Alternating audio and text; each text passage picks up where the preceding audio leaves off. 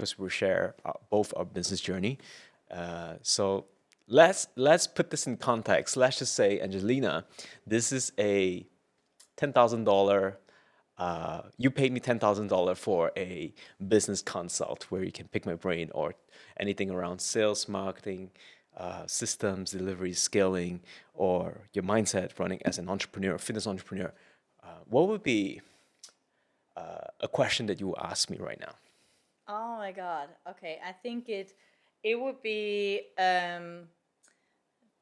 because you just mentioned it. It would be like when it comes down to a system, Yeah. right? I feel like a lot of people, honestly, including me, I'm just starting out with this part, like when it comes to in terms of like funnels, etc. Is this something that I feel like a lot of people don't have? They don't underestimate. They underestimate it. Um, but like, what are things that you feel like someone should have in place in terms of like so it's not a hassle, the business. So what are things that someone can maybe use in terms of systems that just like makes their life and their business so much easier and also more time Yeah. efficient? So if I'm catching your question right, the context that you're asking from is basically like somebody who's looking to get more customers or Yeah. clients on Yeah. social media, and what would be the best way to get more leads Yeah. without complicating the process? Is that what you're saying? Yeah, and maybe without, I don't know, but like maybe without texting 500 people a day actively because Yeah. you need to have the time for this. That's an interesting podcast I listened to. I forgot the person's name, but this is basically what he said. Um, one one offer towards one avatar, one ideal client, in one platform should be enough to make you a millionaire. Wow, let's go. All right. So the question that we need to ask ourselves is, if we are not getting there yet, if we're not getting the income, we're not at the level of that we wish we would operate at, instead of looking for another way, another platform, another niche, another offer, the real question we need to ask is, where can we improve with what we're currently working on? All right. Refine. One of those, yeah, exactly. One of the challenge I had that I overcome with myself is about 2 to 3 years ago, I came to a point where I was just obsessed with a lot of systems. Mm-hmm. And I thought maybe there is a new strategy. Maybe there is a new secret or a funnel. Could it be another new business technique that could scale to the next level? Maybe you are at 10K US dollars, you want to bring it to 100K. Could it be another way? Could it be something that I'm missing? But the truth is, if you can get whatever method we are using right now was able to bank us $8 to $10,000 USD per month consistently for the past, let's say, 12 months or 6 months, no matter how many months you're in business. That's already a proven method. So instead of finding a new method to monetize, all we need to do is ask ourselves, how can we do this better? And how can we double this down? And how can we make it more efficient? So, example, like on Instagram, there are people who had, let's say, less than 3,000 followers. An average like per post is about 20 to 30 likes per post or per reel. But you may be surprised, his business wise, he may be doing like 20 to 30 grand per month. Oh, I believe that.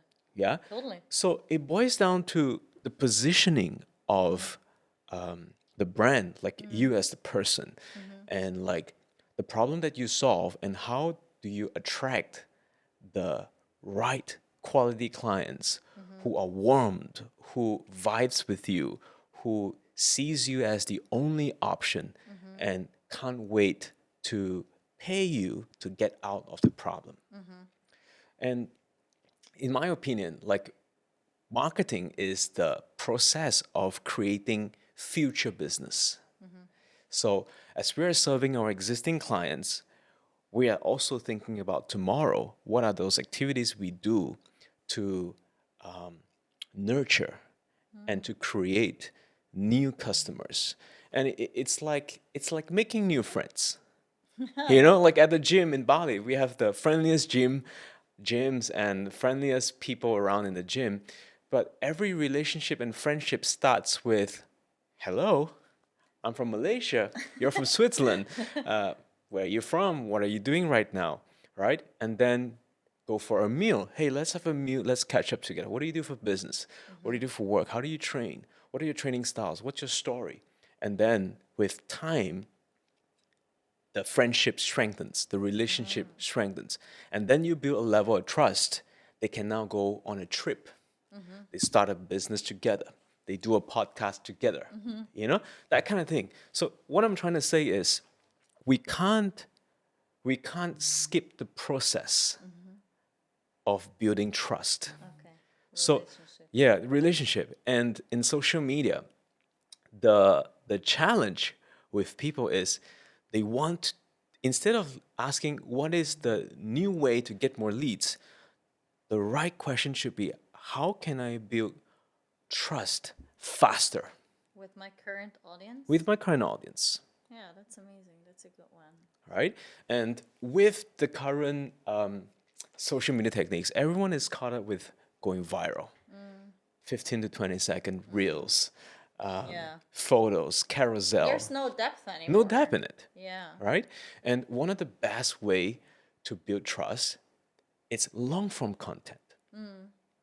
Like if we It's can true. keep our process very simple, but if we nail every single step we take, we would have been a different level right now in business. Yeah, that's true. That's true. I mean, I have a podcast, and I have so many people, like um they, for example, I don't know, we get into like the get to know, like the first call, right? Yeah. And it's like the discovery call, and they're like, "Oh, I'm listening to your podcast, Yeah. and you're so I really like the way that you like think and everything." And I'm like, "Oh my god, I love this," because you don't really know with a podcast, you know, Yeah. like you see maybe like the download numbers, but that's literally it. So Yeah. it's really cool because people are like, why do you do that? Because I really I have like one episode a week, so this is just what I've been doing from the start. But like for me, it's a format where I can actually be more personal. I can go more in depth. I always give like a little bit of a life update Yeah. usually, Yeah. where like people just like get a chance to get to know me better, because my Instagram is really more about business and like Yeah. solving my clients' problems. Yeah. But honestly, that's something that you taught me too. And sometimes it's like really interesting because things that you told me a year ago, like I don't know, like I put into motion like maybe 2 months ago or 3 months ago. So sometimes it really takes time. Also, the learning effect, like even if you've been in business for quite some time, but it was really about like also the messaging and everything. And I was like, oh yeah, okay, and like really the I was one of these, and this is like one of my biggest advice to like people out there, maybe especially women. Okay, so Yeah. here it comes when it comes to Instagram. So stop being an influencer. Yeah. Right. Everyone thinks you need to be an influencer. And honestly, like I've been there like even probably still 6 months ago. And ever since like a lot has changed for me, like mindset wise. But it's I was just like, I need to post this because I want to be relatable. People don't care about you being relatable.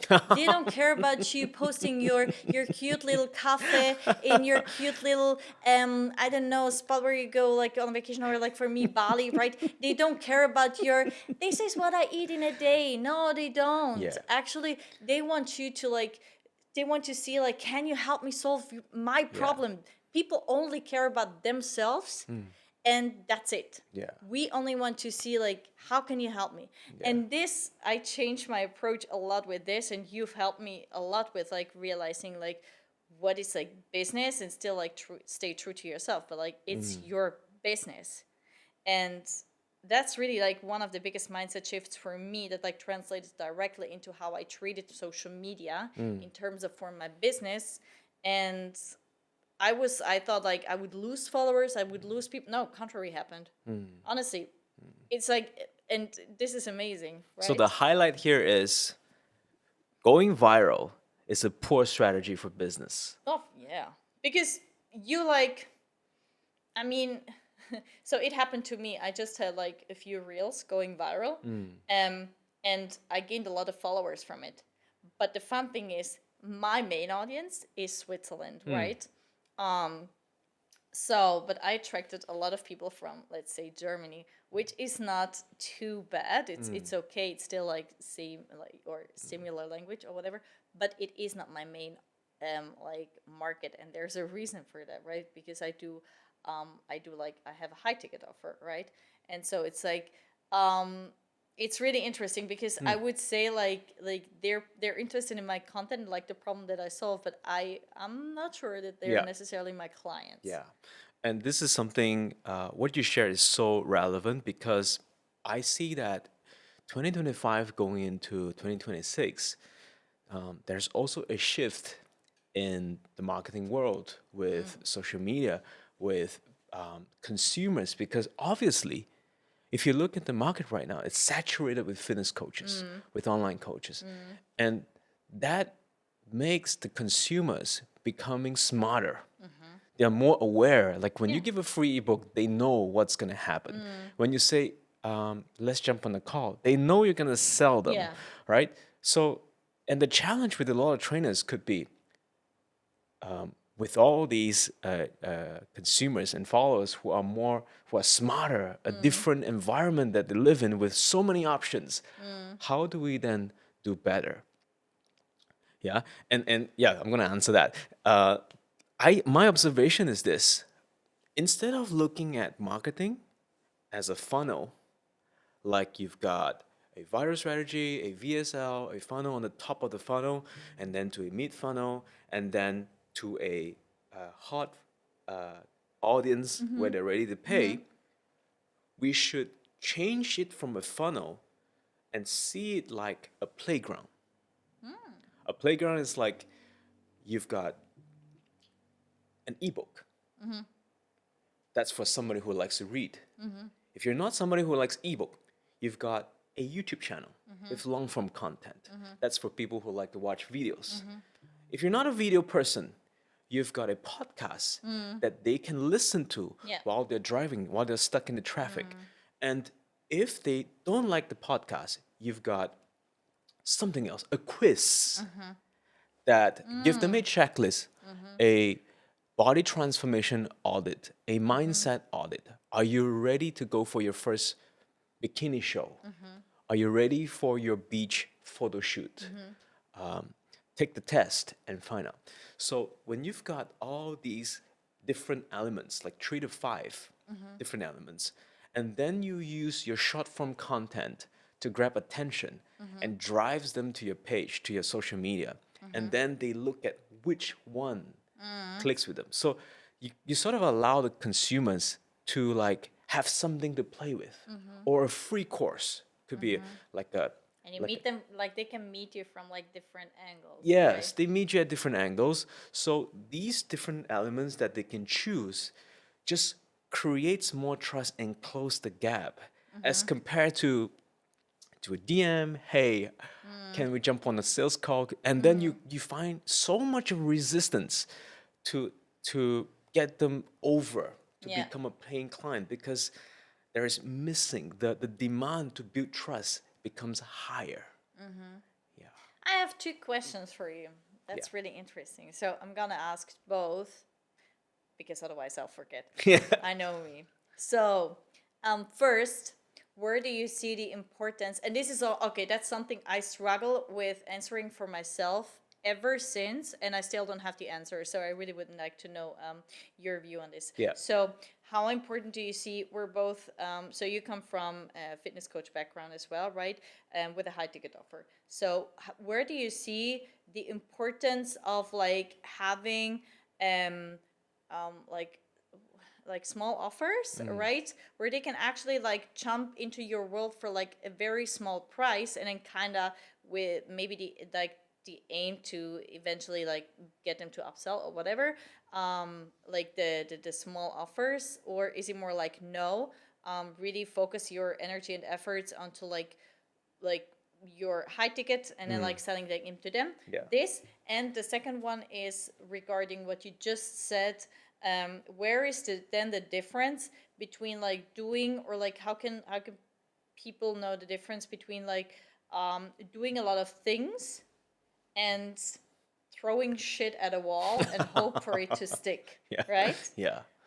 So yeah, these are the two questions that kind of came up for me. Yeah. So the first one about I can't remember. Since the What question is the small offers. the small offers. Yeah. No, thank you. If you look at Facebook ads, Meta ads, you would realize that when you pick the campaigns, there are awareness campaign, there are engagement campaign, there are conversion, sales conversion, or lead campaigns. So if you look through, why did Meta put these options, like these 5 options in the categories of the ads campaign that you can run, is because Meta differentiates all the users into different categories. Awareness is the lowest. These are the people who would like your page, Yeah. your public page, but they will never engage. And then you've got people who, in the engagement, it's where you've got like messages campaign that became famous. These are people that, based on the Meta algorithm, they see users who like to message people on social media, but they may not buy. Okay. But if you look at people who do drop shipping or like e-com, they always run a conversion or a sales campaign because they track it by the number of transaction. So so these are identified by Meta algorithm that these are the higher quality users based on behaviors. And the next one could be leads. Leads campaign are usually for real estate. They take the capture the leads, they run an ad to capture the leads. They are optimized to capture leads. Now, when you look at these behaviors, it tells us that there are different types of consumer behavior on Instagram Yeah. and on Facebook.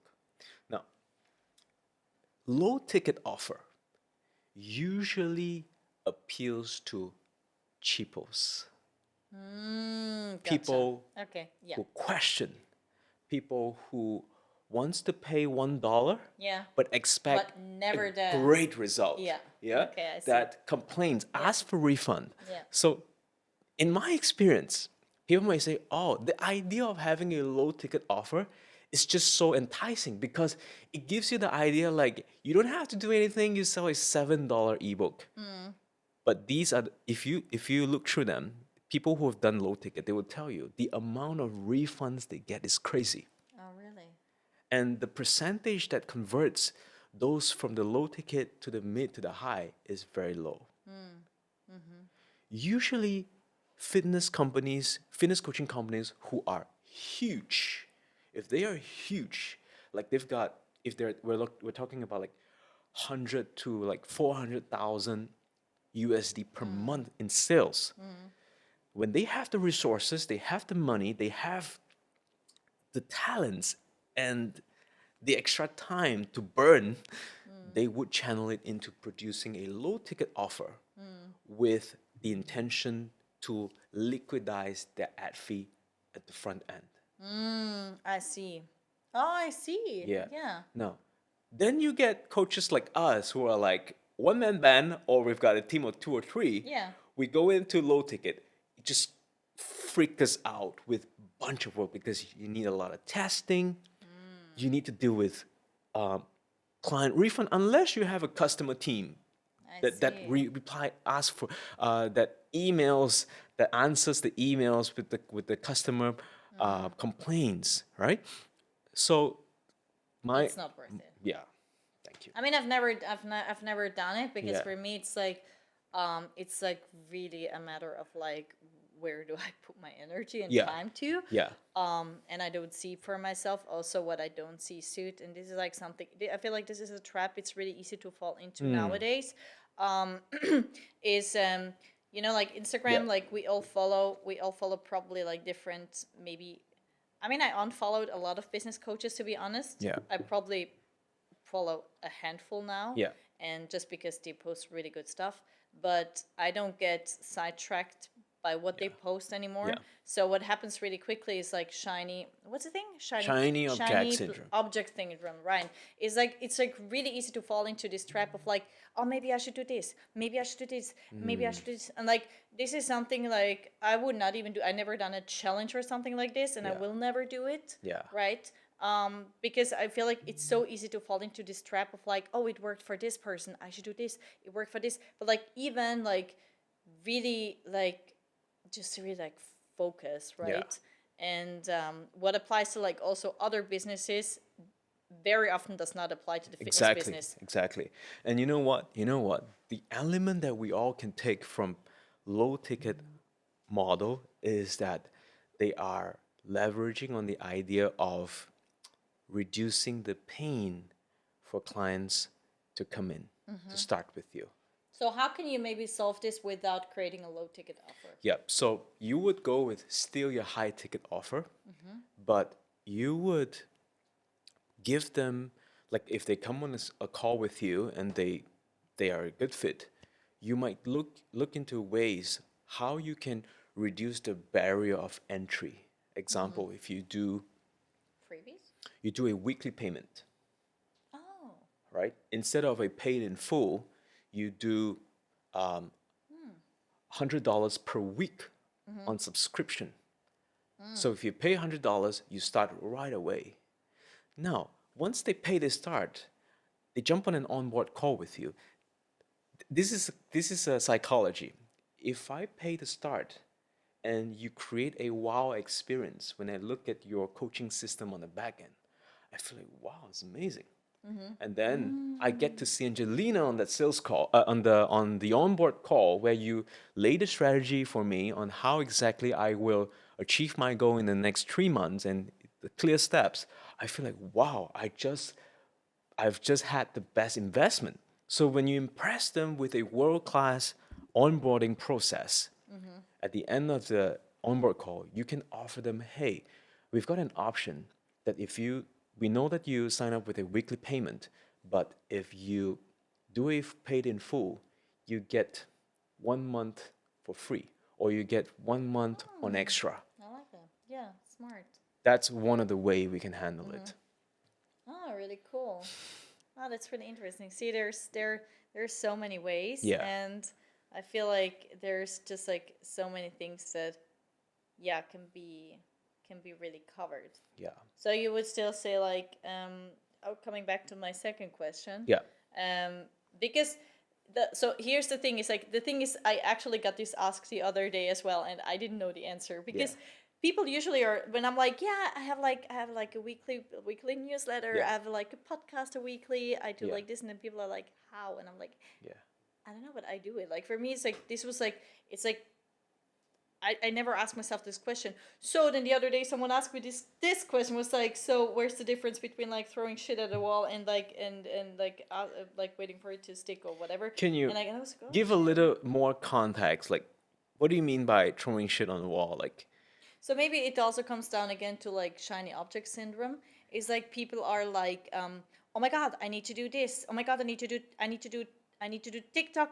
I need to do Instagram. I need to do a newsletter. I need to do a podcast. I need to do whatever. And it's like um it's like no, where would you advise someone from focus on like the things that like the needle movers versus like having different let's say channels, because this, like, I know from personal experience, I love it, but it also takes time, it takes effort. Yeah.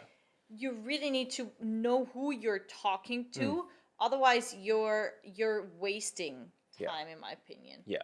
But like, how do, like, for example, someone who's like maybe a bit newer or whatever, like, um know like the difference, or if they're like, oh my god, what should I do, what should I do, what should I focus on, what would you tell if like Yeah. a person? So I would give this illustration, assuming the person is associated with, like, he's used to training terms, like, right? If somebody tells you, if you do a if you do a hip thrust, you're gonna feel the burn in your glutes, and you can experience growth. And then the person comes back after 6 weeks, and it's like, Angelina, you said hip thrust. It's gonna help me build a pair of nice glutes. I've been doing it every single day, and I still look like a pancake. What would you say to that person? Eat your protein. There's probably some problem in the Yeah. execution. Yeah. So the key word here is execution. If you follow a method, if you stick to that strategy, and you do it for weeks and it's not working, while you see others doing it, obviously there are some areas that there's a missing piece you could have neglected, or you didn't know how to implement it to your own business, and that's why you're not seeing changes. But if the person doesn't know it, he thinks this is not working for me, he goes on TikTok, then he goes on LinkedIn, he goes on podcasts, and then he gets frustrated. We all been through that. What about spending, maybe give it also some time? Like, people, I think, are getting so impatient Yeah. very quickly, and then like they tend to give up, which comes down again to like maybe refining what you're doing and like doing it better. Because I was there too, like in terms of like platforms, and I was like, no, I'm gonna like focus on the ones that I Yeah. already have before like adding Pinterest, before adding LinkedIn, before adding like going on TikTok with my big at Instagram. That's good work on TikTok. Blah. And so it was just like really like maybe comes down to do whatever like works Yes. Yes. I think and doing general it right, maybe. a general rule of thumb, right? If somebody is below 10 to 15K per month, if somebody is not consistent, if you've never had 10 to 15K dollars for the past 6 months, you should just stick to one platform and crack the code to make it work, rather than looking other methods to distract yourself. Yeah. Ah, I get that. Because yeah, that's true. That's true. I like that. And this is really implementable. So, okay, asking from a perspective of like someone, I mean, for me it's like um if I'm trying to give advice to someone Yeah. who's just starting out, Yeah. it can be super hard because I'm not a business coach. I'm not into that, and also yeah, for me it's like it's that was 5 years ago, right? Yeah. The world has changed, everything has changed. I would do so much stuff better. But like you are in this field, so Yeah. for someone who is like starting out, like very new, they're like, okay, if I want to go from the gym floor to online, but they don't know the way, right? It's like, what would be your advice, what things to like to focus on from the beginning, what are the important things, without, as I said, like falling into the trap of like, oh my god, what do I need to do, what do I need to do, what do I, Yeah. and then like they spread their energy all over the place. Yeah. First step, you need to take a piece of paper and write the name of your superstar client that you've ever worked with. Go through a list of the clients that you've worked with on your phone list, or if you have an Excel sheet of all the past clients you've coached.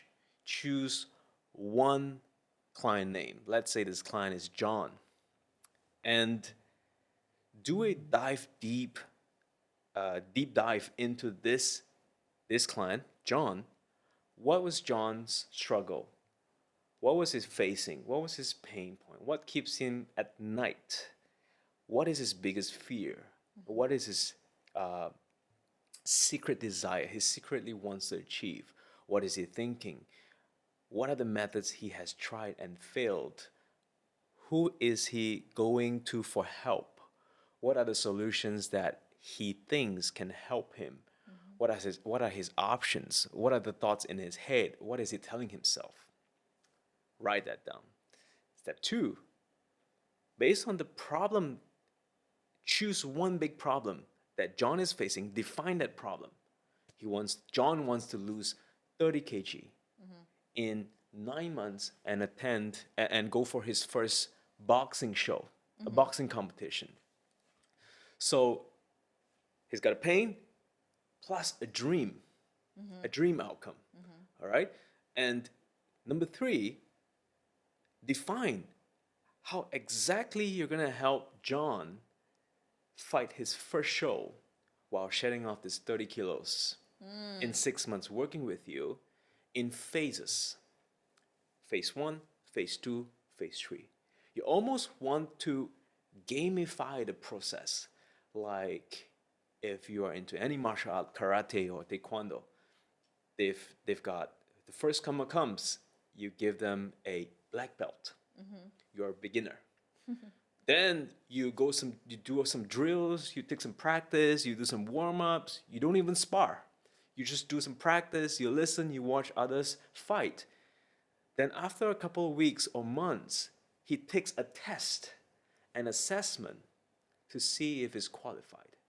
And then he gets scored. If it's a 9 out of 10, congratulations, here's to the next level. You get a purple belt. So that is intermediate. Then to repeat the process, define 3 to 5 milestones that he needs to overcome or master and a test to unlock the next level. So you've got beginner, intermediate, advanced, and pro. And then you've got a 1 to 2 year customer journey. Customer stays with you for 2 years. Wow.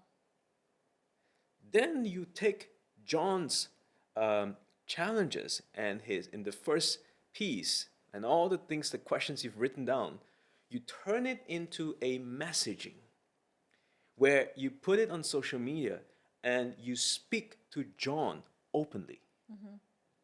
Hey, John, oh, you don't tell a name. Maybe you say, are you a man over 35 who is struggling with XYZ and you feel like XYZ, you've probably tried ABC and it amount to nothing. I'm taking in 3 men who wants to insert dream outcome, lose 30 kilos and go for his first boxing competition in 6 months. Comment the word, add a CTA, comment boxing, 30 kg, and let's have a chat. So that is the messaging. So you put that out either on a written post, on a carousel, or a video post, and you just create different angles talking to John every single day. Then you have a brand.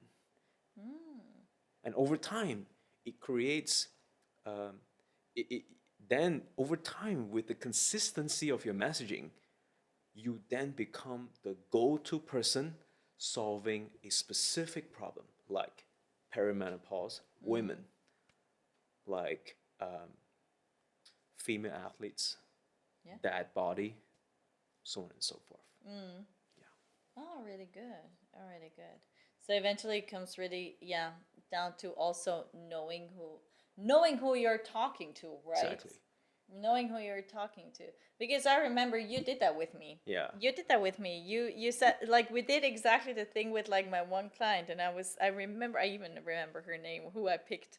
And that was really good, because I feel like it's so easy to, like, just, like, jump into it, like, okay, let's do this. But then it's like, it's 2025. You can't be, like, just I don't give a fuck who I'm helping like this, right? It's like it really comes down to, I feel like messaging is such a big part, and I underestimated it for the longest time. So that's what I said, like um with the influencer thingy, like get away from this. It's like focus on like your business. And what would you say, like I'm just curious, but like with your Yeah. clients, um what do you focus on in terms of mindset? Yeah. Because I feel like this is also such an underestimated part Yeah. when it comes to business.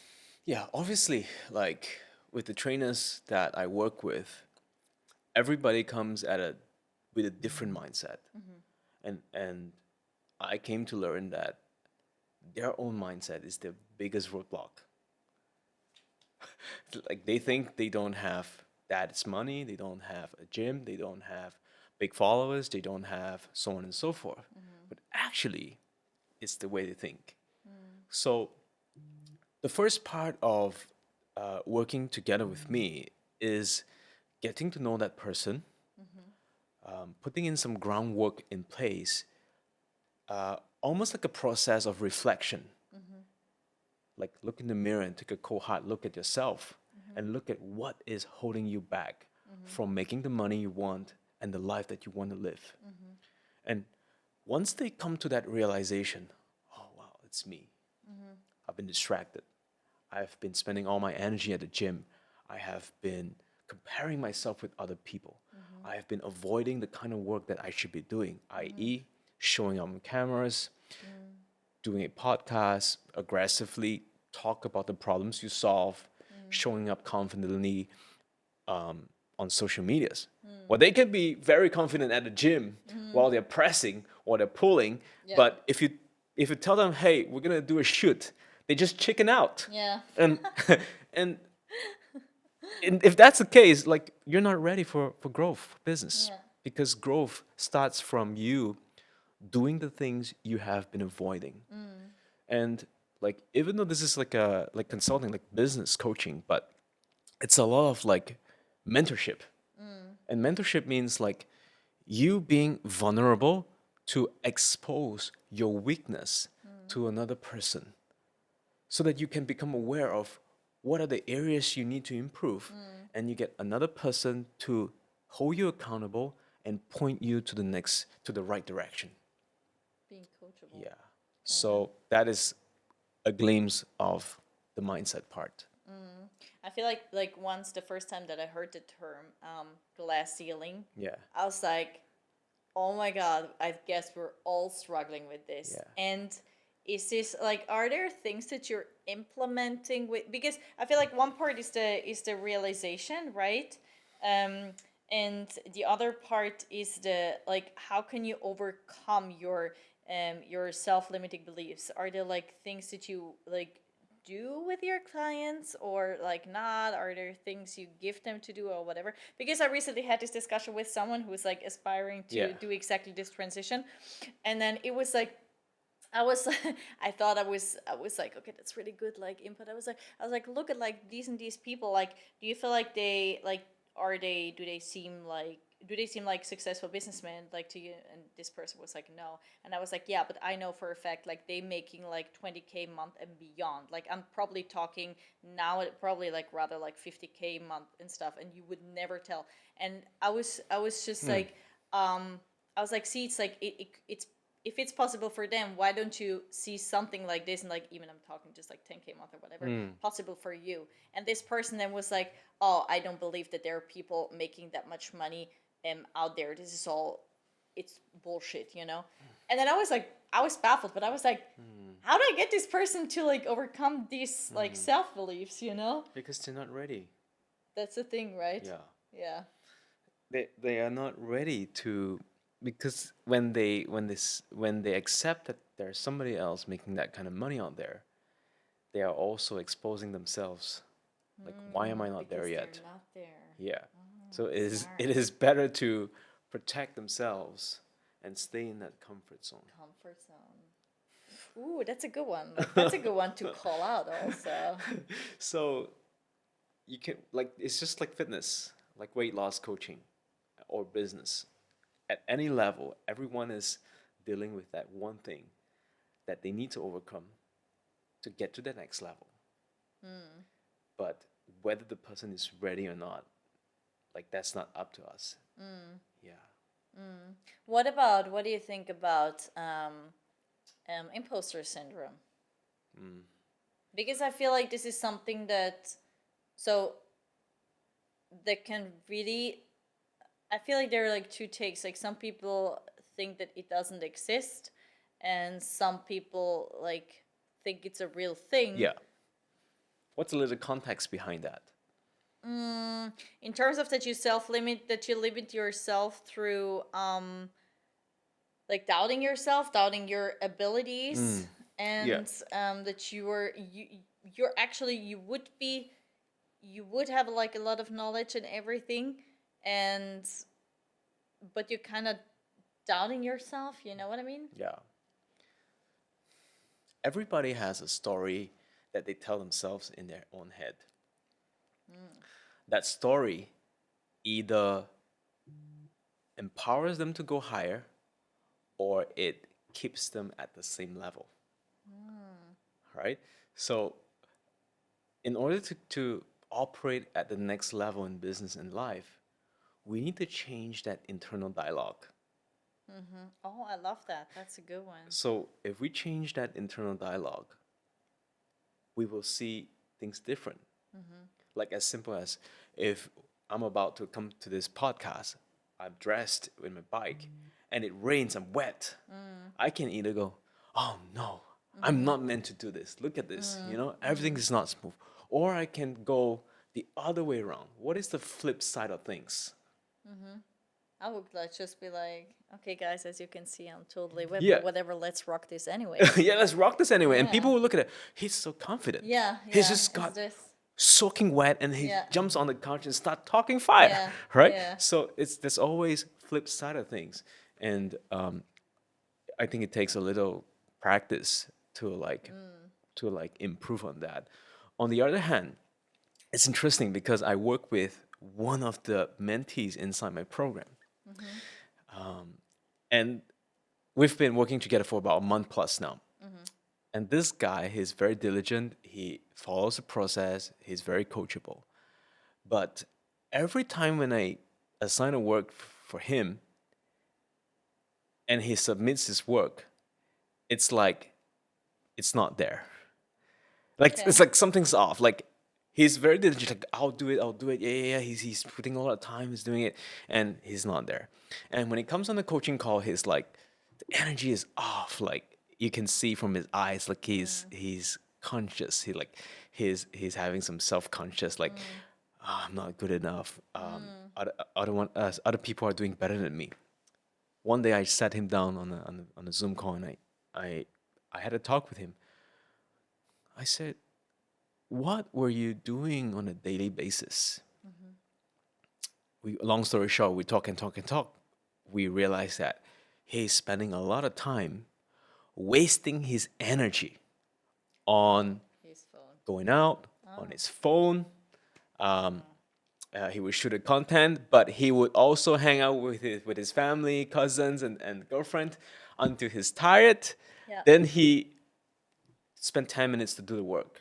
And then he's like, oh, I don't have energy anymore. Yeah, I don't have energy, right? Yeah. So check the daily routine. Like if this is very common among coaches. Like if you waste all your energy into training, your business is gonna suffer loss. Yeah, that's true.